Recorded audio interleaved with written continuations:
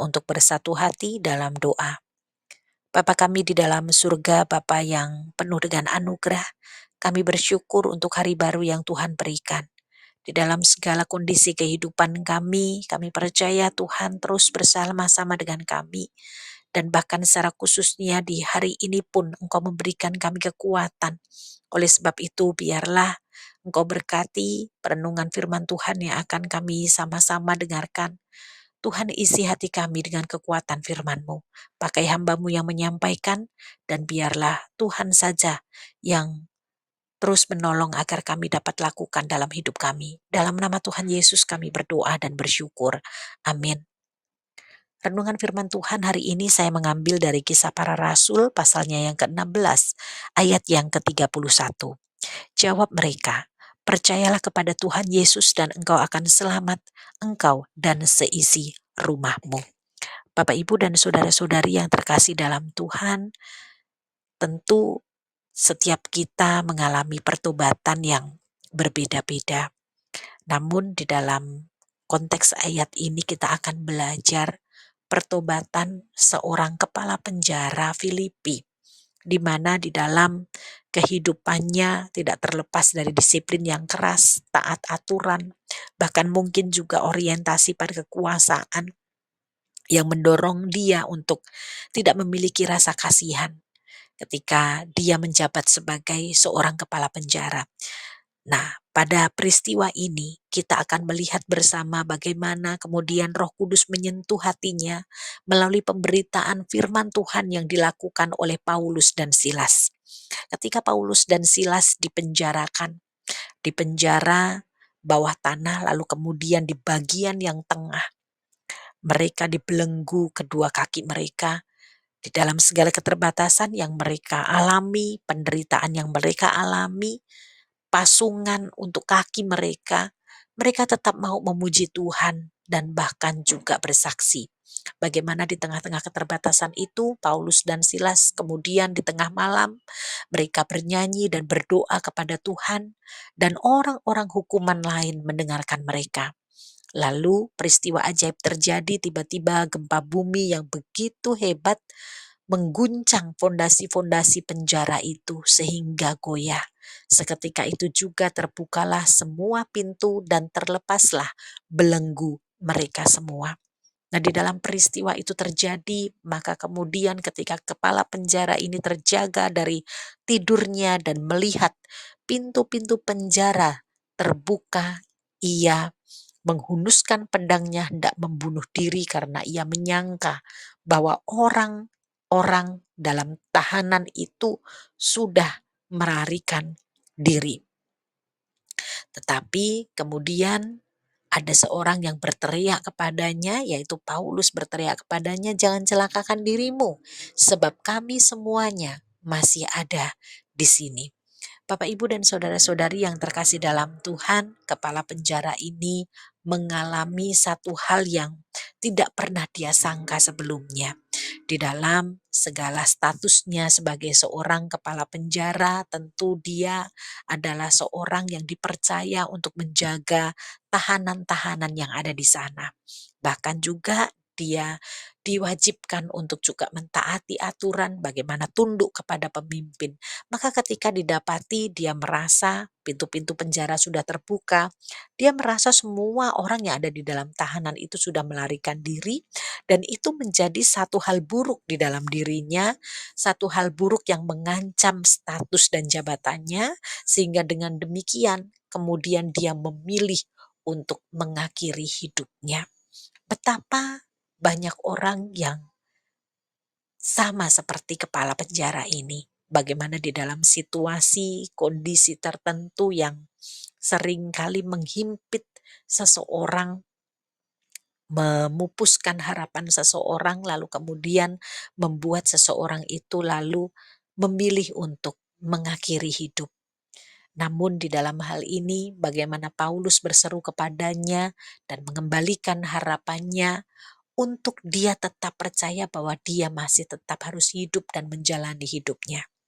Nah, Bapak Ibu dan saudara-saudari yang terkasih dalam Tuhan, teriakan Paulus ini menyadarkan dia dan membawa dia mengalami 3 titik balik di dalam kehidupannya. Dia kemudian tersungkur, tersadar, dan kemudian terselamatkan. 3 hal yang dia alami di dalam kehidupannya ketika dia tersungkur. Kepala penjara ini menyuruh membawa suluh lalu berlari masuk dan dengan gemetar tersungkur ia di depan Paulus dan Silas. Lalu kemudian menyuruh mereka untuk keluar dan bahkan ketika ia mengantar mereka keluar sambil berkata, "Tuan, Tuan, apa yang harus aku perbuat supaya aku diselamatkan?" Kepala penjara ini menyadari bahwa kemudian kepala penjara ini tersadar, dia sudah menyadari betapa dia adalah seorang kepala penjara yang sebenarnya lemah, kepala penjara yang sebenarnya rapuh, kepala penjara yang merasa gagal tidak bisa menjalankan segala tugas dan tanggung jawabnya dengan baik. Tetapi kemudian dia tersadar bahwa ada anugerah yang Tuhan berikan kepadanya ketika dia disadarkan untuk tetap tidak mengakhiri hidupnya, tetap bisa menjalankan kehidupannya ke depan, dan bahkan juga bagaimana dia disadarkan untuk melihat kelemahan dirinya dan memohon pertolongan untuk dia diberikan keselamatan.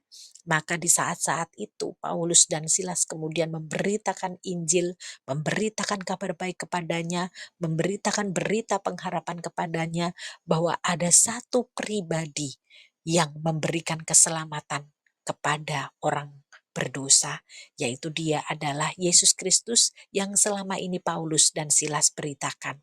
Maka kemudian kepala penjara ini memutuskan untuk menerima Tuhan Yesus dan ia dan seisi rumahnya bahkan memberi diri untuk dibaptis.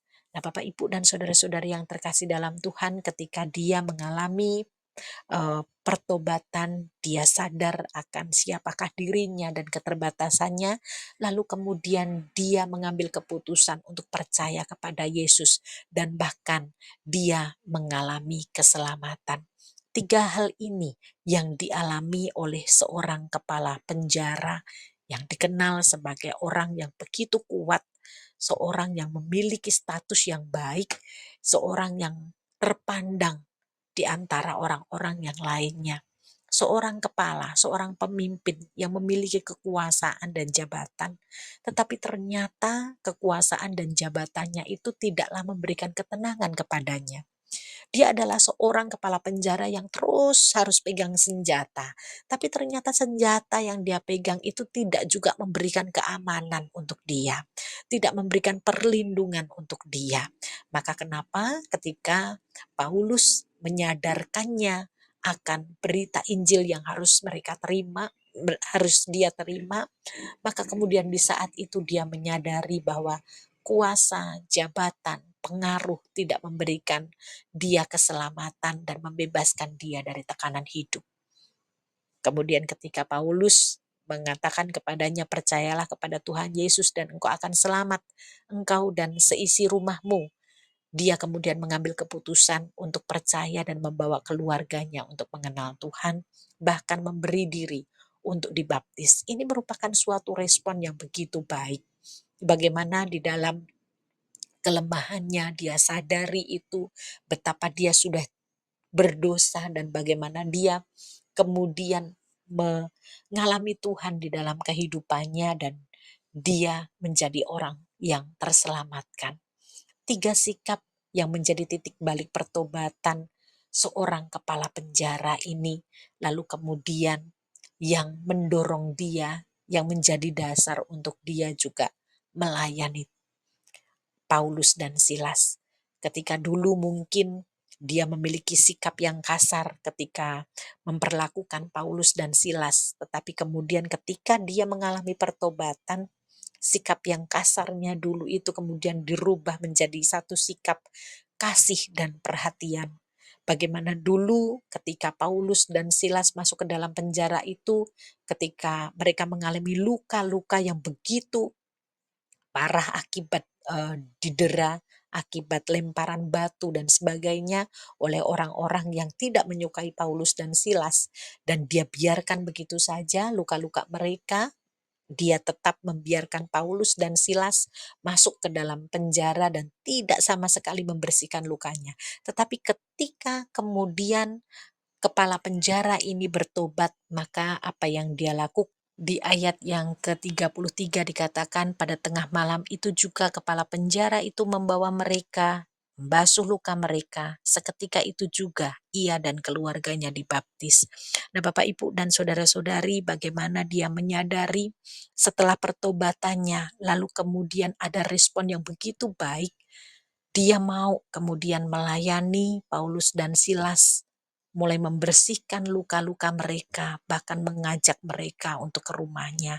Dan kemudian di ayat yang ke-34 dikatakan, lalu ia membawa mereka ke rumahnya dan menghidangkan makanan kepada mereka. Ia sangat bergembira bahwa ia dan seisi rumahnya telah percaya kepada Allah. Pertobatannya menjadi dasar untuk dia melayani Tuhan. Biarlah pada pagi hari ini kita boleh kembali lagi diteguhkan di dalam seluruh pertobatan yang sudah kita alami. Ini juga menjadi dasar untuk kita boleh melayani Tuhan dengan sepenuh hati kita. Sebab pertobatan yang sejati akan mengubahkan hati kita untuk melayani Tuhan dengan hati yang murni. Mari bersama-sama kita bersatu hati dalam doa. Bapa kami di dalam surga, terima kasih untuk renungan firman Tuhan hari ini. Biarlah Tuhan yang terus berbicara di tengah-tengah kami, meneguhkan iman dan panggilan kami sebagai orang-orang yang sudah ditebus, sebagai orang-orang yang sudah menerima keselamatan, sebagai orang-orang yang diberikan pengharapan akan kehidupan yang kekal. Tuhan, kiranya Engkau berkenan pakai kami, untuk kami boleh terus menceritakan kasih-Mu, menceritakan kebaikan-Mu, memberitakan Injil selagi ada kesempatan bagi kami untuk hidup di dunia ini. Terima kasih Bapa. Biarlah Tuhan juga yang terus menguatkan iman kami di tengah-tengah segala situasi, kondisi kehidupan kami. Kami tetap percaya bahwa Engkau terus bersama-sama dengan kami. Dalam nama Tuhan Yesus kami berdoa dan bersyukur. Amin.